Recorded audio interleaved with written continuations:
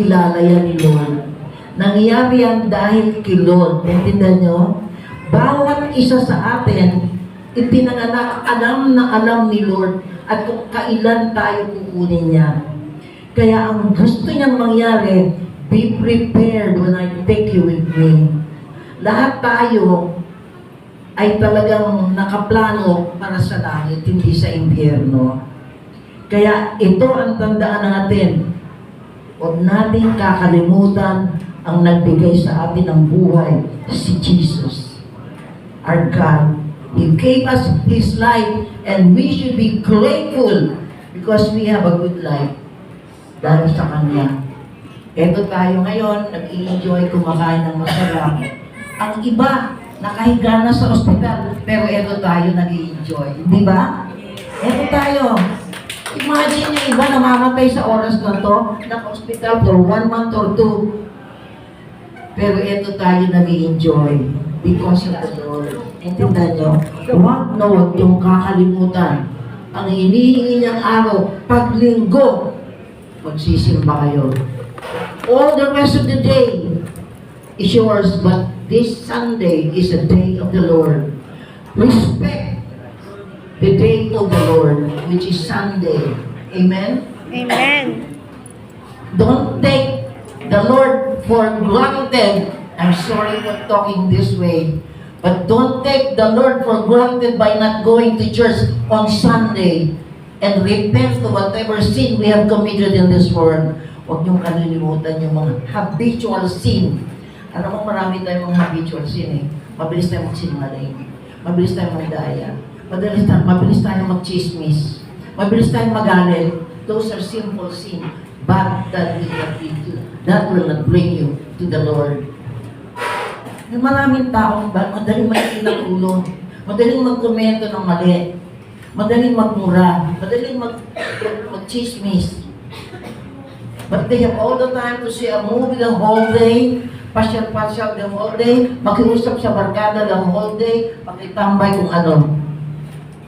But let us give the Lord a time. Always give the Lord a time. And Sunday is the time that He asks us to attend service every Sunday because that is His day. Pag binuksan niyo ang Biblia, nakalagay talaga, Sunday was the appointed day of the Lord. Hindi siya nagbibiro, nakabasa yun sa Biblia. Kaya araw-araw nagbabasa ako ng Biblia. Nasa last part na ako, marami na akong nalulungan, nalalaman. Na kailangan talagang maghanda. Ihanda ang ating kaluluwa. Ito ang mamamatay, pero may kaluluwa tayo. Either that kaluluwa will go to hell or go to heaven. Now, what is your choice? To enjoy life? To watch a movie? To attend parties? To eat good food every day? And be with the barkadas? Please don't forget, Sunday is the day of the Lord.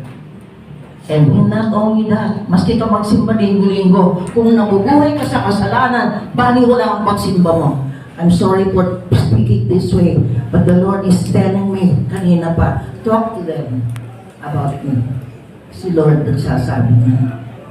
Don't forget the Lord. Don't ever take Him for granted. Because you are living because of Him. Umihinga ka, di ba? Kumakain ka, masarap ang kain mo. Nagsasayaw ka, nagtatrabaho ka. Kaya ka malakas because of the Lord. Darating ang panahon, ang hihiga tayo. I am 90. I am glad. Lahat nakasabay ko namatay na. Mga co-teachers ko wala na. Tiya ko wala na.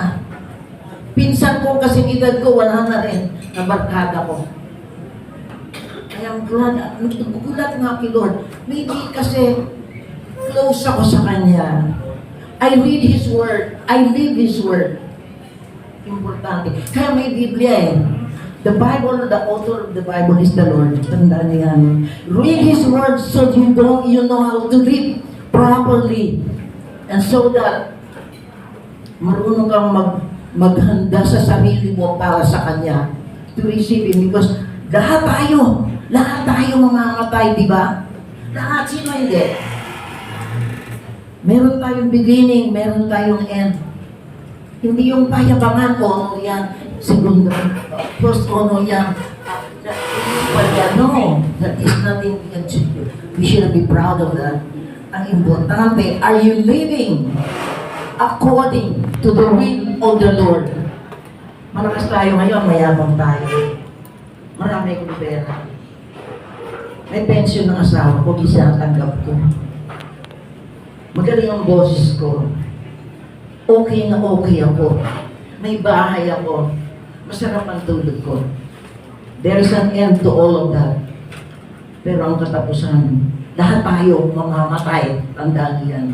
And prepare your kids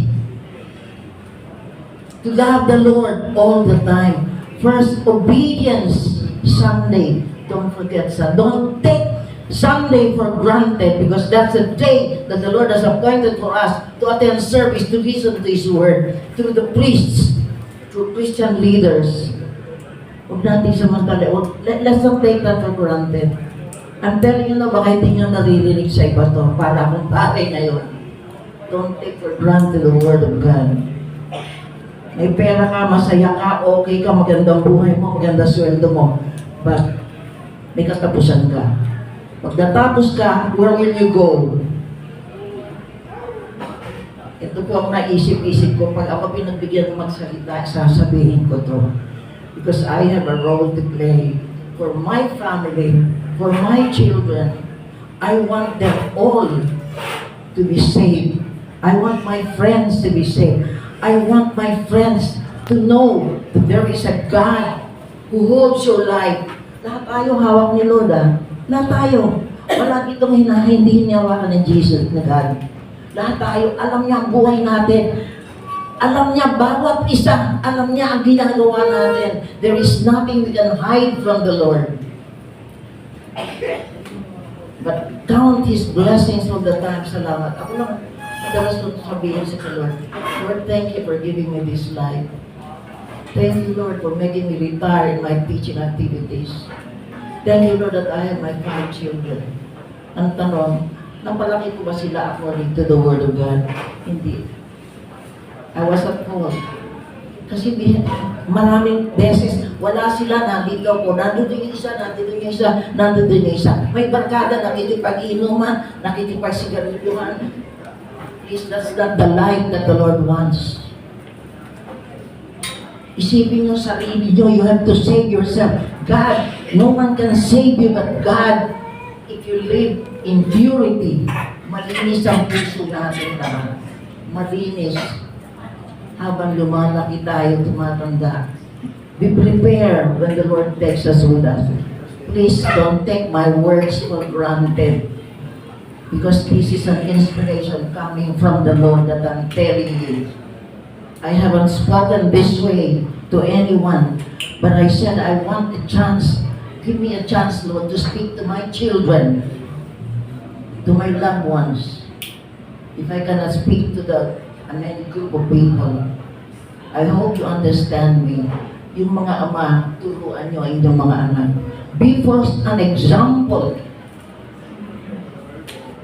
Be first an example of how Jesus lived and show them to your children. Hindi yung ano kami na sino, magsiswimming kami sa Bulacan, mag-excursion kami sa Laguna. That's not important. Sa mundo lang yan.